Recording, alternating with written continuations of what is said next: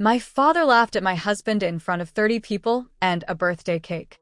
Not a polite laugh. Not the kind people use when they mishear something. I mean the sharp, humiliating kind. The kind meant to put a man back in his place.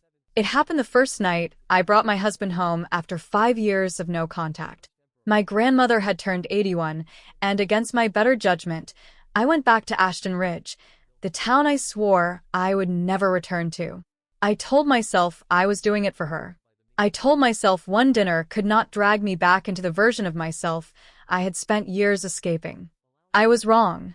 Halfway through the meal, my father leaned back in his chair, folded his hands over his stomach, and asked my husband the question he asks every man when he wants to measure him. "So, Caleb, what exactly do you do?" My husband smiled the way he always does when he is trying to make a room feel easier than it is. "I teach civics and American history at Brookside High," he said. "Mostly juniors." And my father laughed. "A teacher," he said, loud enough for every fork in the room to go still. "So my daughter disappeared for 5 years and came back married to a man who babysits teenagers for scraps." You could feel the silence hit the table. My mother stared at her plate. My uncle reached for his glass and missed it the first time.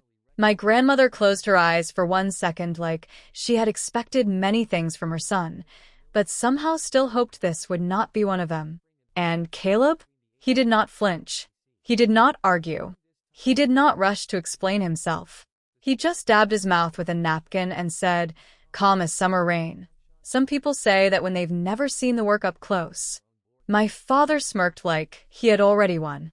He had no idea that 48 hours later, he would walk into the town civic center expecting a donation banquet and find half the county standing on its feet for the man he had called worthless. And I promise you, I will never forget his face when the room rose. My name is Nina Holloway. I am 32 years old, and for 5 years I did not speak to my parents. People always assume no contact happens after one giant explosion. Sometimes it does. But more often it happens after 1,000 smaller cuts finally teach you that bleeding slowly still counts. My father, Martin Holloway, owns the biggest roofing company in Ashton Ridge. My mother, Denise, has spent 34 years mistaking obedience for peace. In our house, money was character, status was morality, and kindness was something you practiced only if someone important was watching. I was the daughter who disappointed him early. At 17, I wanted journalism. He wanted accounting. At 22, I took a job writing for a regional paper. He called it typing for people who couldn't build anything real. At 27, he introduced me at a chamber dinner as still unmarried, but bright enough to correct eventually. That was the year I left. The final break came at my cousin's engagement party, when my father tried to set me up with a developer twice my age while the man I was actually dating stood 10 feet away. I told my father no. He told me, in front of a room full of people, that women who make emotional choices end up renting forever. I walked out, changed my number, and did not come back. Then I met Caleb Mercer. He was 35, patient, impossible to rattle, and the kind of man who listened with his whole face. He taught high school civics, coached debate twice a week, and ran free evening classes at the library for adults trying to pass the GED. He never mentioned that last part unless someone asked directly. What I loved most about him was this: he never needed to look important to be important. When my grandmother called and asked me to come for her birthday, I warned him exactly what kind of family mine was. "My father likes money more than people," I said. "My mother backs whoever sounds strongest. If they start, we leave." Caleb nodded once. "Then we leave." That should have been the whole plan. But the morning after that dinner, my grandmother called my hotel room before 8 and said, "Do not go home yet, Nina. I need you both here through Saturday night." I asked why. She said, "Because your father is about to learn the difference between being known and being respected." Then she hung up. That Friday dragged like a storm waiting to break. Caleb spent most of the morning answering messages on his phone, which was unusual. He was not a man people bombarded unless something mattered. When I asked what was going on, he gave me a small smile and said, "A few former students heard we were in town." That should not have surprised me. Everywhere we went in Ashton Ridge, people seemed to know him. At the coffee shop, a paramedic named Lila came around the counter to hug him and said, "I passed the state exam because of you." At the hardware store, a broad-shouldered guy in work boots called out, "Mr. Mercer, my daughter got into state. Full ride." At the gas station, an older woman with a cane touched his arm and whispered, "My son still sends me money every month because you kept him in school." Each time, Caleb thanked them like they were doing him the favor. He never performed, never bragged, never gave me the speech my father would have given before dessert. That afternoon, my grandmother asked me to come sit with her on the back porch of the old house. She was wrapped in a blue cardigan, holding a teacup in both hands, looking smaller than I remembered, and somehow sharper too. "You chose well," she said. "I know," I told her. She looked out over the yard. "Your father does not understand men like Caleb. He thinks if something does not come with a title, a trophy, or a dollar sign, it doesn't count." I asked what was happening Saturday night. She smiled without looking at me. "The town's annual founders benefit. Your father thinks he's receiving special recognition for sponsoring the new gym roof." That sounded exactly like him. "But," I asked, "but someone else is being honored too." I waited. She sipped her tea and said, "Your husband asked me not to ruin the surprise, so I won't. But I will tell you this. Sit in the front row." That night, my father called the hotel. He did not apologize for the dinner. He did not ask if Caleb had been offended. He said, "Tomorrow is a public event. Tell your husband not to get sensitive if people joke. Around here, men know how to take a ribbing." I looked across the room at Caleb, grading essays at a tiny hotel desk under a yellow lamp. Then I said, "Maybe tomorrow you should listen more than you talk."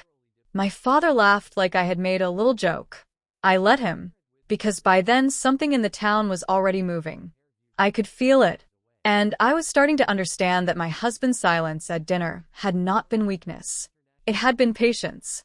Saturday night, the Ashton Ridge Civic Center parking lot was full before we even turned in. That should have been my first clue.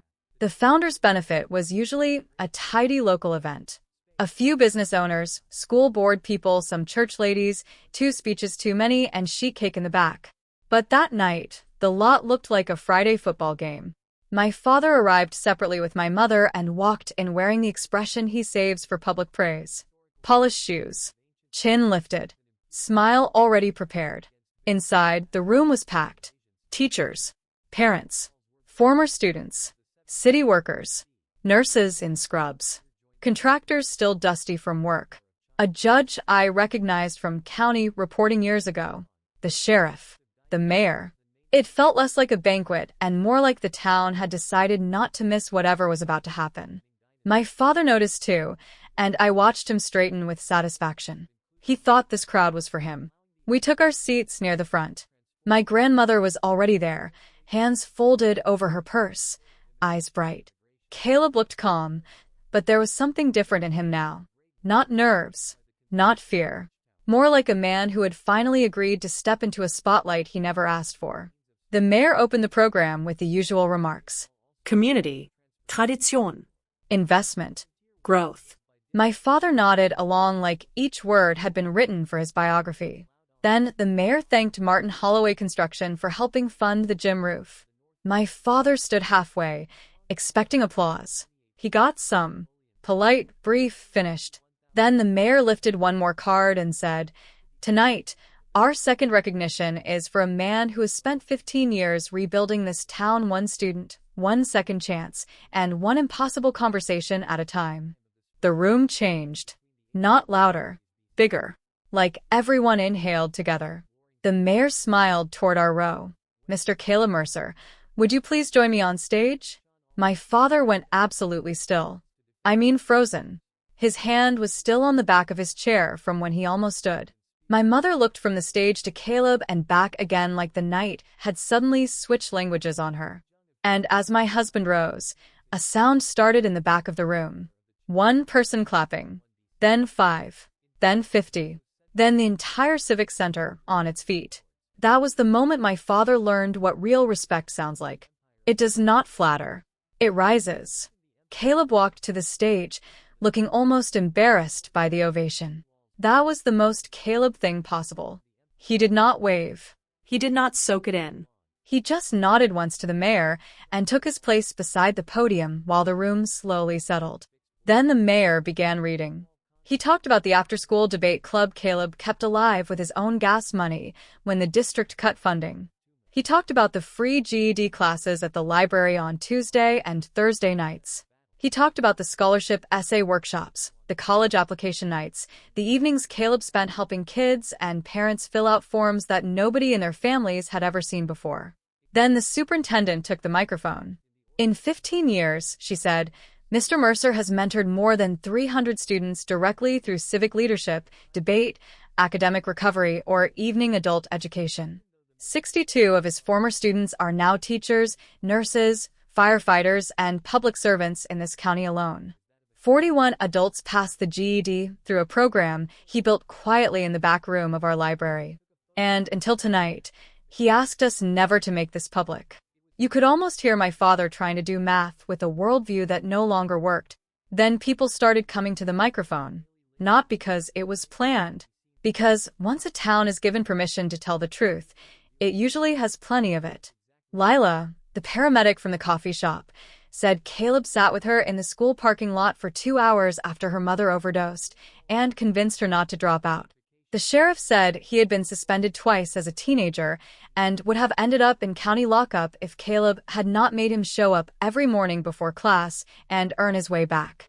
A woman named Teresa said Caleb had taught her to write a resume at 39 after her husband died, and she had no idea how to start over.